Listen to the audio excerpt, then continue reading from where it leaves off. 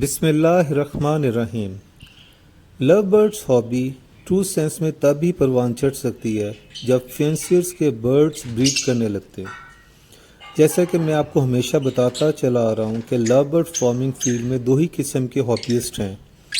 ایک جو شوقیہ برڈز کو پالتے ہیں اور ان کی ایگزسٹنس کو انجوائے کرتے ہیں اور نیچر کی باریکیوں کا مشاہدہ اپنے برڈز کی نگہداشت کے ساتھ ساتھ ان کی ایکٹیویٹیز کو مانیٹر کر کے کرتے رہتے ہیں، اور دوسرے وہ لوگ ہیں جو کہ صرف اس فیلڈ میں as a small business point of view سے آئے اور وہ برڈ کو پال رہے ہیں۔ میں نے اس چیز کو مینشن کرنا اس لیے ضروری سمجھا ہے کیونکہ جب آپ کے برڈز آپ کو مطلوبہ نتائج فراہم نہ کر پائیں تو اس پرابلم کو ریزالو کرنے کے لیے آپ کی مختلف اپروچ ہوگی۔ ان لوگوں کے لیے جو کہ برڈز کو ایز اے ہابیسٹ پال رہے ہیں، اور ان لوگوں کی اپروچ مختلف ہوگی جو کہ بزنس پوائنٹ آف ویو سے برڈز کو رکھے ہوئے ہیں۔ اب آپ نے یہ فیصلہ کرنا ہے کہ آپ نے برڈ کس اپروچ کے تحت پالے ہیں۔ ویورز، جب آپ کے برڈز ایگز کو لے کر لیں اور پھر ان میں سے چکس پیدا نہ ہوں تو اس مسئلے کو انفرٹیلٹی بولتے ہیں۔ انفرٹیلٹی برڈ میں کامن ہے اور یہ انسانوں کی طرح نیچرل فینومینا بھی ہے، اور اس کی وجوہات نیچرل بھی ہو سکتی ہیں اور غیر فطری بھی ہو سکتی ہیں۔ آج میں اس ولاگ میں اس پرابلم کا پورا احاطہ کرنے کی کوشش کروں گا اور آپ کو گائیڈ کروں گا کہ اگر آپ کے برڈز کو یہ مسئلہ درپیش ہے تو آپ نے اس سے کیسے نپٹنا ہے۔ میرا آج کا ٹاپک ہے infertility in love bird eggs and their causes and solutions. Viewers, اگر آپ کے برڈز ایگ تو لے کر رہے ہیں لیکن ان میں سے بچے ایک یا کم نکل رہے ہیں تو آپ کے برڈ کو انفرٹیلٹی کا ایشو نہیں ہے۔ اس فیلڈ میں بہت سارے لوگ ایسے موجود ہیں جو کہ سینہ بہ سینہ اپنا نالج دوسروں کو دیتے ہیں اور دوسروں کو ٹوٹکے یا ایسے مشورے پر چلنے پر مجبور کر دیتے ہیں کہ وہ نتیجے سے بے نیاز ہو کر اپنے برڈز کو مختلف فارمولاز میں لگا کر ان کا نقصان کر لیتے ہیں اور ان کی صحت پوری طرح سے متاثر کر دیتے ہیں، اور ان کے برڈز جو کہ انفرٹیلٹی کا شکار نہیں ہوتے وہ انہی ٹوٹکوں کی وجہ سے اپنی جان سے بھی ہاتھ دھو بیٹھتے ہیں۔ اسی طرح اگر آپ کے برڈز ایگ تو لے کریں اور مقررہ دنوں میں آپ کے چک ہیچ نہیں ہوتے تو یہ آپ کے لیے لمحہ فکریہ تو ضرور ہے، لیکن ابھی بھی آپ اپنے برڈز کو انفرٹیلٹی کا ٹیگ نہیں لگا سکتے، کیونکہ برڈز کے انڈے دینا، چکس کا ہیچ ہونا اور نہ ہونا یہ ایک فطری عمل ہے، اور اس کو جاننے کے لیے آپ کو بنیادی طور پہ اس کا احاطہ کرنا ہے۔ پہلی سب سے بڑی وجہ آپ کی اپنی مینجمنٹ کی ہے، اور دوسری بڑی وجہ جو ہو سکتی ہے وہ آپ کے برڈز کی پرابلم ہو سکتی ہے۔ تو ہم سب سے پہلے مینجمنٹ کو دیکھتے ہیں۔ آپ نے اپنی مینجمنٹ میں دیکھنا ہے کہ آپ وہ کون سی غلطیاں کر رہے ہیں یا ایسے کام کر رہے ہیں کہ آپ کے برڈز ایگ تو لے کر رہے ہیں لیکن بریڈ نہیں آ رہی۔ تو اس سلسلے میں جو سب سے پہلی چیز ہے جس کو آپ نے دیکھنا ہے وہ ہے کہ آپ نے اپنے جیسی سیزن سٹارٹ ہوا تھا تو اپنے برڈز کو باکسز کب لگائے تھے۔ کسی بھی بریڈنگ سیزن کے سٹارٹ ہونے سے پہلے ہمارے ہاں ہمیشہ ایک مقابلے کا سا سماج شروع ہو جاتا ہے کہ کس نے اپنے باکسز لگا دیے ہیں اور اس نے ایک سیزن میں کتنے کلچز لینے ہیں اور کب کسی کے جو برڈز ہیں وہ سب سے پہلے ہیچ کریں گے، جو کہ بہت غلط چیز ہے۔ اسی چیز کو بنیاد رکھتے ہوئے بہت سارے فینسیئر مقررہ ایک تاریخ مقرر کر دیتے ہیں جس میں وہ اپنے باکسز لگا لیتے ہیں، جیسے کہ اکتوبر کے شروع میں یا 15 یا 16 اکتوبر کو انہوں نے دھڑا دھڑ باکسز لگانے شروع کر دیتے ہیں، اور وہ یہ بھی نہیں دیکھتے کہ موسم کے حالات کیا ہیں اور ان کے کیا اثرات آپ کے برڈز پہ مرتب ہو رہے ہیں۔ بعض اوقات ایسا ہوتا ہے کہ بارش ہو رہی ہوتی ہے یا موسم تھوڑا سا ٹھنڈا ہوتا ہے اور وہ ایک ایسی سچویشن بن جاتی ہے کہ جب برڈز جو ہیں وہ ایک دوسرے سے قریب آ کے میٹ کر لیتے ہیں۔ آپ نے اس چیز کو مد نظر رکھنا ہے کہ اگر موسم سسٹین نہیں ہے، یعنی کہ اوورآل ٹیمپریچر جو ہے صبح کا اور شام کا اس کا درجہ حرارت کم سے کم ہو، यानी उनका फ़र्क कम से कम हो और टेम्परेचर ओवरऑल 28 डिग्री से ज़्यादा ना हो। ये वो वक्त है, वो तब आपने अपने बर्ड्स को बॉक्सेस लगाने हैं, चाहे वो नवंबर का महीना स्टार्ट हो जाए या अक्टूबर का मिड हो या नवंबर का एंड हो रहा हो। आपने इस चीज़ को ज़रूर देखना है कि बॉक्सेस लगाने का टाइम कौन सा बेहतर है।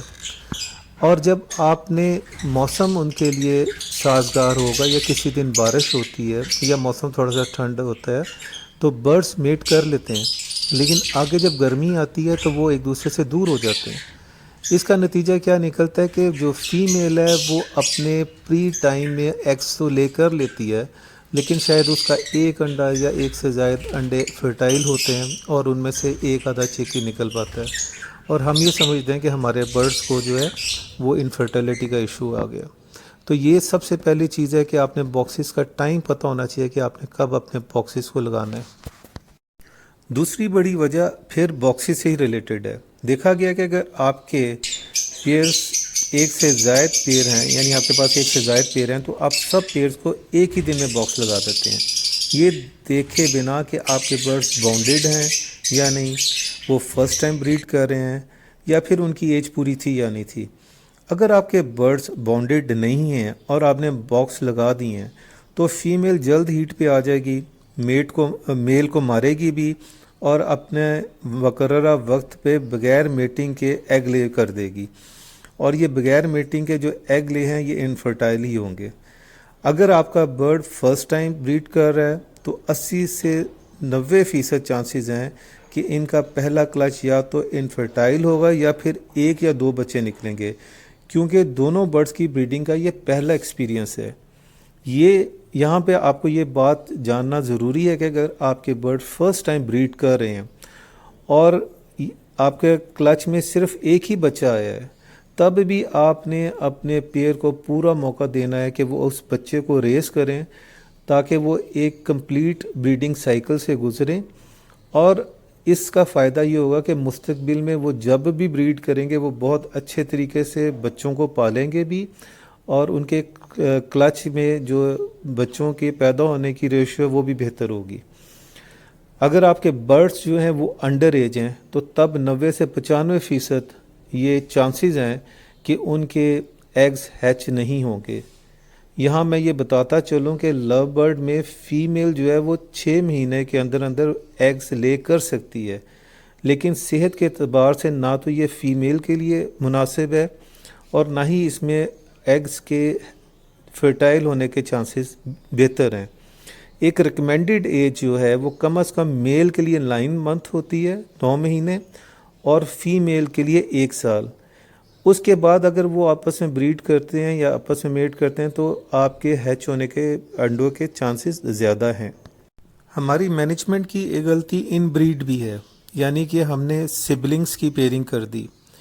इससे भी आपके बर्ड्स जो हैं उनमें इनफर्टिलिटी का इशू आ सकता है, और जो बच्चे अगर पैदा हो भी जाएंगे तो वो कमज़ोर ब्लड लाइन के होंगे और ज़्यादा देर तक सर्वाइव नहीं कर सकेंगे। मैनेजमेंट की एक और गलती ये भी है कि हम बगैर तहकीक के सिर्फ दूसरों के मशवरे पे चलते हुए अपने बर्ड्स को मुख्तलिफ ब्रीडिंग फार्मूलाज देने लगते हैं, जो कि बर्ड की सेहत को बुरी तरह मुतासर कर देता है और आपके बर्ड की सडन डेथ हो जाती है। ब्रीडिंग फार्मूलाज आपके बर्ड के लिए जहर कातिल हैं और इनसे जितना भी बचा जाए वो बेहतर है, और मैं आपको हमेशा कहूँगा कि पेशेंस इज़ की और अपने बर्ड्स को नेचुरल डाइट दें। अब मैं दूसरे इशू पे बात करूँगा जो कि बर्ड इशू हो सकता है कि आपका बर्ड वाकई सेहत के एतबार से इनफर्टाइल हो। इस सूरत में आपने 2 क्लचेस का वेट करना है। अगर आपका रिज़ल्ट अच्छा नहीं है और आपको इनफर्टाइल एग्स मिल रहे हैं तो एक दफ़ा आप बर्ड्स की पोजीशन को चेंज करें, एक पिंजरे को दूसरे पिंजरे के साथ, और अगर ऐसा भी नहीं है तो फिर आपने अपने मेल को रिप्लेस कर देना है किसी और मेल के साथ। मैं कतन इस चीज़ के हक़ में नहीं हूँ कि आप अपने मेल को ब्रीडिंग फार्मूलाज पे लगा दें। नीम हकीम खतरा जान वाला काम नहीं करना आपने, और एक्सेस ऑफ मेडिकेशन आपके बर्ड की सेहत को बुरी तरह मुतासर कर देगी। आखिर में मैं इतना ही बोलूँगा कि ये चीज़ मैटर नहीं करती कि आपके बर्ड ने कितने एग ले किए हैं और या कितने क्लच दिए हैं। जो चीज़ मैटर करती है वो है कि कितने क्वालिटी बर्ड आपने प्रोड्यूस की हैं, کیونکہ کوالٹی برڈ ہی آپ کو پروفٹ جنریٹ کر کے دیں گے انشاءاللہ تعالی۔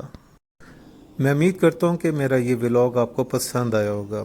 اپنا بہت سارا خیال رکھیے گا، میرے مشوروں پہ عمل کیجیے گا اور مجھے اپنی آرا سے مستفید بھی کیجیے گا۔ ملتے ہیں کسی اور نئے ولاگ پہ۔ اللہ حافظ۔